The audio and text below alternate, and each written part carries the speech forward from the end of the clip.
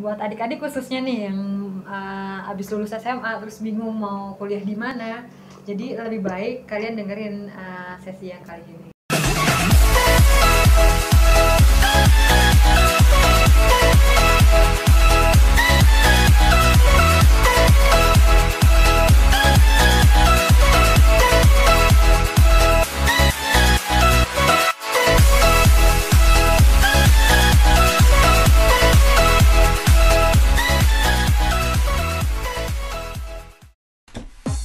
I can't believe you've subscribed. You're wasting your own time. Well, I can't believe you've done this. Da da da da da da da. Willkommen zurück. Grüßen von mir Gasan und meine Schwester. Yusa, Hore.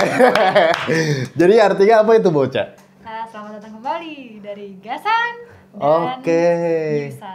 Oke, selamat datang kembali guys. Jadi masih bersama dengan gue Gasan dan bareng kakak gue Yusa. Yoi. Kemarin itu Mocha ya, kita sudah membahas tentang pengalaman Bauca nih, kehidupan Bauca, terus juga ya itu tentang 30 menitan lebih, bener-bener kayak tentang ya perjalanannya juga, terus ada suka dukanya dan detail banget gitu. Nah, sebagai janji kita kemarin, kita bakal lebih bahas detailnya lagi nih.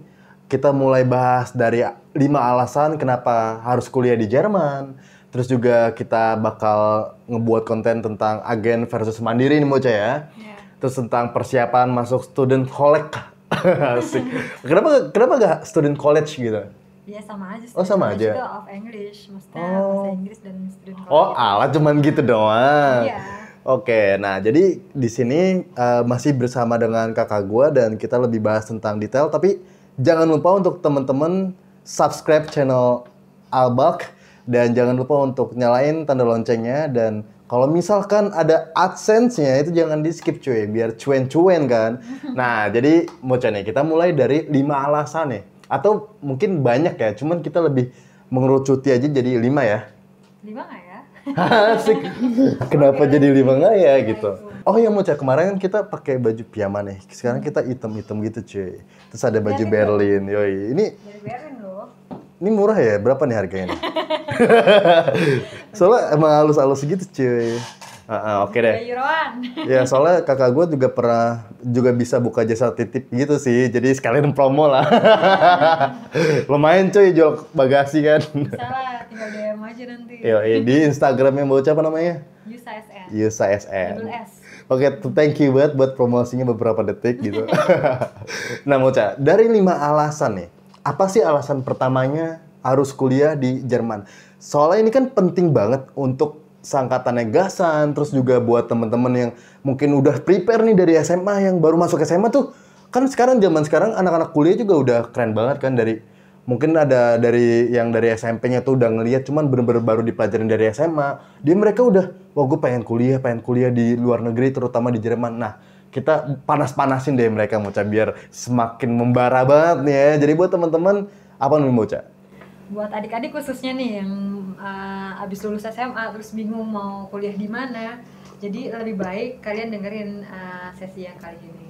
Jadi pertama, alasan kenapa kamu harus milih Jerman sebagai salah satu tujuan kuliah di luar negeri adalah yang pertama, semua universitas di Jerman itu terakreditas sangat baik dari seluruh dunia. Oke. Ya. Semua universitas, nggak kayak contohnya di Indonesia kan cuman Iya, hanya beberapa bener. yang populer lah, yang Oke. terakreditas baik segala macam. Sedangkan di Jerman semua universitasnya itu semuanya? sangat baik karena pemerintah Jerman sendiri dia sangat mensupport pendidikan Jerman. Oke. Makanya dari itu untuk mahasiswanya sangat sulit untuk lulus. Oke. Dan selain itu juga yang kedua adalah biaya pendidikannya bisa dibilang gratis untuk Wow, kuliahnya gratis. ya. Tapi hanya jadi kayak harus diwajibkan bayar untuk biaya kontribusi. Oh, biaya Biaya kontribusi. kontribusi untuk kampus itu cuma sekitar 100 sampai 150 euro. Di luar itu 100 sampai 150 euro. ya di situ ya sekitar ya 2 jutaan lah ya. 2 jutaan, 3 juta lah. Dan selain itu kamu bisa juga ngambil bayar semester tiket yang artinya public transport, termasuk dari dari uang kuliah tersebut atau bisa juga nggak ngambil. Jadi terserah. Sebenarnya kalau misalnya worth it-nya itu lebih baik ambil dari semester tersebut. Karena kalau misalnya dipisah pakai public transport sendiri itu jauh lebih mahal, kecuali kalau misalnya kamu senang naik sepeda. Naik sepeda itu lebih worth it. Kamu nggak usah ngambil uang semester tiket itu. Oke, karena lebih murah juga ya. Iya, jadi lebih murah. Jadi itu dia yang kedua. Tapi tadi masuk ke ini sih Boca, biaya kan ya, karena murah nih di Jerman. Itu berarti nggak ada biaya sogok menyogok kan? Seperti yang masih ada terjadi di negara Zimbabwe misalkan contohnya gitu ya. Itu sih dosennya sendiri juga akan menerima misalnya kayak gitu. Karena dosen sudah makmur kan? Iyalah, di sana dosen udah makmur sendiri kan dibayar. Kalau di negara Zimbabwe kan masih banyak tuh Boca ya. Bisa makan, bisa beli ijazah juga, ya nggak sih? Di Indonesia juga gitu kan. Ya negara Zimbabwe kan maksudnya gitu. Oke, jadi alasan yang ketiga nih Boca, apa sih alasan selanjutnya gitu? Di Jerman karena biaya gratis dan pemerintahnya juga sangat mensupport biaya pendidikan, setiap kampus itu memiliki fasilitas yang sangat luar biasa untuk laboratoriumnya, untuk kepentingan riset lah untuk mahasiswanya, yang untuk praktek segala macem itu sangat didukung sekali dan sangat komplit dan luar biasa sih. Benar. Ketimbang di negara lain ya. Makanya teknologi Jerman itu sangat maju gitu karena pemerintahnya sendiri sangat mensupport mahasiswa, anak-anaknya dari kecil pun untuk sekolah belajar gitu. Oke, berarti istilahnya tuh dari segi fasilitasnya udah diwadahi, terus dari kuliahnya udah gratis, terus juga kayak kita tuh nggak punya beban tersendiri ya, kita tinggal jalanin dan itu mungkin bisa lebih sempurna lagi dalam menjalankan kuliah itu, Boca ya? Iya benar sekali. Dan terus selanjutnya tadi yang ketiga ya. Sekarang yang keempat. Setelah lulus, kamu itu bisa langsung bekerja di sana. Oke. Jadi ada kesempatan untuk mahasiswa magang di sana dan kerja di sana setelah lulus. Wih. Jadi kayak beda ya sama negara-negara yang lain. Itu sangat susah untuk mahasiswa kerja atau masuk ke dalam perusahaan di negara tersebut. Sedangkan Jerman, jadi setelah kita lulus, kita dikasih waktu 1,5 tahun untuk mencari kerjaan di situ. Wow. Jadi kayak itu pun termasuk kayak istilahnya selama kita mencari pekerjaan itu kita nggak ngapa-ngapain kan. Gitu. Yeah. Jadi kita masih bisa diberi kebebasan. 1,5 tahun itu? Iya, untuk mencari pekerjaan. Kalau misalnya kita nggak dapat kerja pun, kita pulang ke Indonesia, kita bisa daftar di suatu website yang di Jerman? Iya, dari Jerman. Nanti kita bakal dapat bisa balik modal. Lagi? Enggak, kita dapat dikasih modal untuk buka bisnis di Indonesia. Serius? Iya, bisa seperti itu sebenarnya. Jadi itulah salah satu itu juga salah satu next keuntungan alasan maksudnya kenapa kamu harus ke Jerman gitu ya. Sangat-sangat mendukung sekali pemerintah Jerman itu. Makanya dari itu, tapi sangat susah sekali untuk lulus dari Jerman. Iya. Karena memang dibalik banyak banget manfaatnya gitu, cuman challenge tersendiri pun nggak segampang itu gitu ya. Iya, bahkan mahasiswa Jerman sendiri pun itu sangat kesulitan untuk lulus dari kampus. Yang namanya adalah lulusan dari Jerman diakui di seluruh dunia gitu. Ya, makanya dari itu yang tadi si Mbak Uca bilang untuk lulus dari Jerman itu susah gitu. Makanya dunia pun di luar, maksudnya kayak lulusan Jerman kerja dimanapun itu sangat dihargai gitu. Yang kesulitan yang Mbak Uca hadapi selama kuliah sampai hampir 9 tahun ini ya, lama banget mau kuliah ya. Capek otaknya nih. Terus yang pertama adaptasi sih. Pertama nih Mbak Uca kuliah awalnya dari les bahasa. Les bahasa sama-sama kita nggak ngerti kan, teman-teman kita nggak ngerti juga kan. Terus masuk ke tahap student college. Nah, student college ini Mbak Uca student college-nya di Jerman, bukan di Indonesia. Di Jerman. Jadi ada beberapa mahasiswa Indonesia di sini untuk memutuskan student college aja di Indonesia gitu kan. Ada juga yang tanggung banget sih student collect, mending di Jerman aja sekalian punya teman-teman internasional juga gitu, jadi bisa memakai bahasa kita di Jermannya. Dan Bauca salah satu termasuk yang ambil les bahasa di Jerman dan student collect di Jerman juga. Wah, oke. Nah di situ level bahasa Jermannya udah lebih tinggi dong daripada yang les bahasa kan. Pasti lebih sulit. Ya pasti itu lebih sulit lagi, tapi kita masih ngomongin bahasa bakunya Jerman gitu kan. Begitu masuk S1 itu bener-bener masuk ke dalam perkuliahan dong, ya kan. Ke dunia real lah. Dan satu kelas itu isinya kayak paling dari 60-70 orang mahasiswa satu angkatan, satu jurusan, cuman bisa dihitung maksimal 10 orang asingnya. Oke. Sisanya tuh orang Jerman semua. Sisanya berapa orang? Sisanya ya ke 30-40 orang gitu kan. Berarti 50 orang kan orang Jerman? 60 orang Jerman, 10-nya orang asing gitu kan. Karena kan Fachhochschule ada, nanti kita bahas lagi bedanya Fachhochschule sama universitas ya. Nah di Fachhochschule ini yang diterima tuh cuman berapa persennya doang dari mahasiswa ininya, dari seluruhnya lah. Jadi kayak begitu masuk S1 harus adaptasi lagi bahasa Jerman kita. Karena bahasa Jerman kita bukan yang biasanya kita dengar bahasa Jerman. Iya, benar. Pas kita masuk S1, bahasa Jerman slang lah ya istilahnya, bahasa Jerman sehari-hari gitu. Bahkan ada yang pakai bahasa Jerman dialek profesornya sendiri gitu kan. Jadi kayak sangat asing sekali yang kita denger.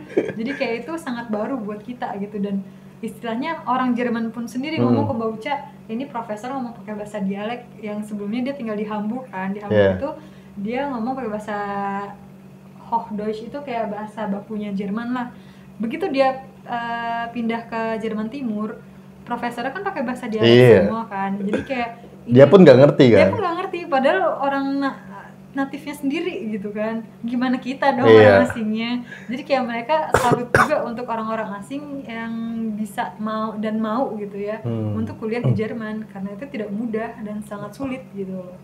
Jadi itu tahap-tahap untuk adaptasinya itu emang dimulai dari kursus bahasa, student collect, begitu habis itu yang terakhir itu masuk ke dunia realitinya. Iya benar. Dan ketika selain dari bahasa gitu Bauca ya, yang which is itu kan orang Jerman sendiri pun bisa sama lah ya, dia bisa juga di situ gitu. Tapi kalau misalkan dari selain bahasa itu apa lagi kesulitannya ketika menjalani kuliah gitu? Apakah memang materi yang diajarkan itu beda metodenya dengan apa yang diajarin di Indonesia gitu? Kalau misalnya dibandingkan dengan Indonesia, cara mengajarnya itu sangat berbeda ya. Pertama, kalau misalnya di Indonesia, absen itu adalah keharusan gitu kan, kewajiban gitu. Maksimal berapa sih? 4. Bisa 4 kali. 4 itu udah keluar sih. Maksimal 3. Nggak boleh ujian. Nggak boleh. Nah, kalau otomatis gitu, sorry. Oke. Dan kalau misalnya di Jerman, nggak ada absen sama sekali. Terserah kamu mau masuk mau enggak, kebutuhan kamu gitu loh, kasarnya seperti itu. Bahkan ada sempat pas mau coba semester akhir ya, itu kan udah berkurang dong. Udah terseleksi dengan alam lah ya. Ada kali satu mata kuliah, maksudnya beberapa mata kuliah, kayak pas satu kelasnya itu cuman 5 orang doang yang datang dari 60. Dia cuma bisa 5, yang lain pada entah gugur atau males gitu kan. Jadi ya emang absen itu nggak wajib, bukan sebuah kewajiban. Tapi kalau dari Bauca sendiri ya, kalau misalkan di kuliahan Indonesia kan emang dimaksimalin tuh, kayak di kampus Gasan tuh kan 4 gitu ya. Bauca lebih setuju dan lebih suka dari sistem pelajaran absen ini dari yang di Jerman atau yang di Indonesia dibatasin kayak gitu? Kalau menurut Bauca sih lebih enak fleksibel ya kayak di Jerman. Karena maksudnya itu pun juga kita sadar gitu. Maksudnya di awal-awal di awal-awal kayak kita ngerasa ya kita bisa belajar sendiri lah, atau bahkan gini, orang Jerman yang teman Bauca ngomong, gue datang aja gue nggak ngerti gitu, mendingan gue belajar di perpustakaan sendiri. Dan itu sebenarnya normal sekali gitu loh. Jadi lebih baik kita belajar sendiri di perpustakaan ketimbang kita menghabiskan waktu di kelas gitu. Atau juga ya tapi Bauca sendiri ya, Bauca nggak bisa kayak gitu. Gue ngerti nggak ngerti gue datang aja dah gitu kan. Yang penting usaha terus. Tapi ya itu dia, maksudnya pas Bauca datang pun Bauca ngerekam apa yang dipelajari itu. Jadi kayak Bauca rekam, Bauca bisa ngulang lagi di rumah, belajar sendiri gitu kan. Seenggaknya Bauca ada Mbak Ocha dapet lah apa yang Mbak Ocha datengin saat itu juga gitu. Walaupun ngerti nggak ngerti, ntar Mbak Ocha belajar lagi sendiri. Tapi kalau misalkan dari segi dosen itu untuk ngasih nilainya itu secara objektif atau kadang bisa subjektif juga ngelihat mahasiswanya yang punya antusias terus ngasih nilai ya udah gitu. Kadang kan mungkin di negara ini gitu lebih ngeliat oh ini kayaknya tengil terus nilainya ya udah gitu sesukanya kan banyak kan subjektif banget gitu kan. Nah, atau enggak mungkin teman-teman bisa komentar tuh anak-anak kuliahan ya pasti sering dong apalagi sama dosen-dosen senior gitu. Tapi gua tidak memberikan atau tidak menjudge ya, cuman sepengalaman gasan aja gitu. Sebenarnya ada gimana ya, beda-beda sih ya. Waktu pas mau CS1, jadi mau ada pengalaman dulu pas lagi pertama kalinya kerja kelompok. Terus kita tuh berlima, Mocha cewek sendiri dan orang asing sendiri. Oke. Yang lainnya cowok dan orang Jerman kan. Terus kita dites sama satu profesor gitu. Maksudnya oke, mereka berani, maksudnya kayak bisa ngejawab segala macem. Tapi apa yang mereka ucapin itu adalah kayak yang ngomong doang, tapi nggak ada poinnya gitu. Jadi nggak dapet poinnya. Jadi kayak sedangkan Mbak Ocha ngejawab, walaupun terbatas ya kata-kata Mbak Ocha, tapi Mbak Ocha bisa dapat poinnya gitu. Oke, dilihat dari usahanya. Iya, dari memang benar atau tidak gitu kan. Dan tapi juga pas Mbak Ocha S2 kemarin ada satu dosen, jadi Mbak Ocha ada kasus. Waktu itu Mbak Ocha kerja kelompok kan. Kita berlima atau berlima juga. Terus ya itu dia kayak kita kerja kelompok segala macem. Terus Mbak Ocha rajin masuk, dan dosennya itu tahu muka Mbak Ocha. Dan tahu kenal, Mbak Ocha juga sering ngobrol sama dosennya, ngebahas apa kalau misalnya lagi ada proyek, kita datang ke tempat proyeknya terus kita ngobrol. Jadi kayak aktif lah ya bisa dibilang. Dan sedangkan pas akhir-akhir ngumpulin tugas, teman-teman Mbak Ocha ini nggak ada yang mau ngerjain dong. Akhirnya Mbak Ocha bingung kan, ini daripada gue nungguin terus gue nggak lulus, akhirnya Mbak Ocha cuma ngerjain apa yang Mbak Ocha bisa. Dan sebenarnya itu bisa dibilang nggak lulus ya, karena apa yang Mbak Ocha kerjain itu sangat di bawah rata-rata yang harus sesuainya apa, tapi karena Mbak Ocha nggak punya kekurangan data sama sekali, ya udah Mbak Ocha cuma memakai data yang harusnya cuma 30% lah datanya, jadi kayak sangat kurang gitu, dan itu sebenarnya nggak lulus. Dan Mbak Ocha bilang sama dosen Mbak Ocha, sorry banget nih gue cuma punya data segini doang, karena teman-teman gue pada nggak ada yang mau ngerjain, karena dia grup Arab, maksudnya kayak grup gue ini tidak baik lah istilahnya gitu. Jadi gue mohon maaf banget, maklum banget. Terus tapi Mbak Ocha juga bilang kalau misalnya Mbak Ocha di semester akhir, Mbak Ocha harus lulus lah. Pakai nangis ya, drama-drama gitu. Mbak Ocha email. Gitu. Terus ngomong, dan si dosen ini tahu Mbak Ocha kan, Mbak Ocha, terus dia nanya, akhirnya dan akhirnya ya udah dia bilang udah nggak apa-apa, kumpulin aja apa yang lo kerjain gitu kan. Ya udah akhirnya Mbak Ocha kumpulin apa yang Mbak Ocha kerjain. Terus ya udah alhamdulillah bisa dapat nilai lulus gitu kan, seenggaknya gitu. Mbak Ocha nggak tahu teman-teman Mbak Ocha dapat nilai atau enggak ya, Mbak Ocha nggak peduli. Tapi berarti sama lah ya dengan tipikal di Indo juga ya kayak gitu ya? Ada sih dosen yang seperti itu gitu ya. Juga kayak ada beberapa teman Mbak Ocha juga kayak di Jerman kan sistemnya kalau cuman bisa 3 kali ujian. Ujian 1, ujian 2. Kalau saya ujian 1 nggak lulus, ada kesempatan yang kedua. Kesempatan kedua nggak lulus, ada kesempatan terakhir nih, kesempatan ketiga. Nah kalau misalnya kesempatan ketiga ini kita nggak lulus juga, kita bisa di drop out. Nah kalau misalnya di kesempatan kedua ini kita ngejar dosennya untuk nulis yang di kesempatan ketiga, jadi kayak ngejar dosennya, kita benar-benar ngerasa kita butuh gitu dosennya, dan dosennya juga ngenalin kita gitu kan. Mungkin dosennya bisa membantu kita, mungkin dosennya bisa ngasih nih kisi-kisinya gitu, lo pelajarin ini, atau bahkan ngeganti ujiannya sama PR aja gitu, homework. Ya udah lo nggak usah ikut ujian, lo ikut lo kerjain proyek ini aja, ntar selesai gitu. Jadi kayak sebenarnya bisa gitu juga sih dosennya. Cuman kalau misalnya dibilang untuk sogok menyogok, untuk masalah materi ya, itu sangat tidak mau merekanya.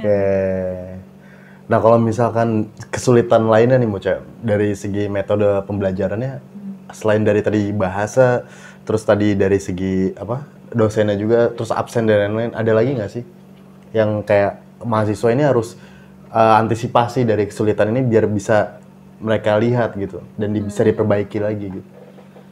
Kalau masalah lainnya itu bagaimana beradaptasi dengan teman sih ya. Oke, itu yang mungkin yang paling susah ya?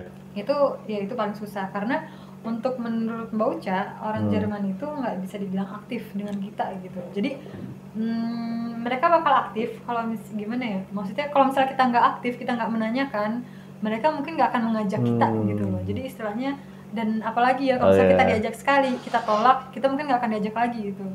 Jadi kayak istilahnya mau kerja kelompok nih, gue bisa join lo nggak gitu. Jadi kita yang harus nanya gitu kan. Atau kalau misalnya ditanya, bisa mau nggak kerja kelompok nanti pulang sekolah gitu kan. Terus oh ya udah boleh mau sempetin. Kalau misalnya mau bilang kayaknya gue nggak bisa, pasti nggak akan diajak lagi. Oh gitu. Cuman iya, tapi emang itu pengalaman Bauca gitu kan. Jadi kayak emang kita harus sangat aktif untuk masuk ke dalam zonanya mereka gitu. Berarti kita nggak bisa jual mahal ke mereka gitu ya? Iya, kita harus benar-benar gabung gitu ya? Iya kan, yang namanya orang Asia gitu kan, misalnya pengen diajak dulu gitu, baru kitanya aktif ke mereka. Dan itu juga Mocha ngerasa loh, Mocha kan orangnya kayak nggak aktif kan. Oke, di awal-awal kayak introvert gitu lah ya? Iya, awal-awal gue pengen mereka yang nyamperin gue dulu gitu. Cuman begitu pas kuliah, gue nggak bisa gini. Oke, gue harus berubah. Gue harus lebih aktif lah gitu kan, harus lebih agresif istilahnya gitu. Oke. Gue lebih agresif tapi in positive way. Jadi kayak iya, jadi kayak ya punya temen banyak dan mereka sangat membantu sekali. Jadi kayak kita ngerjain soal-soal nih, PR atau apa, kita kerjain bareng.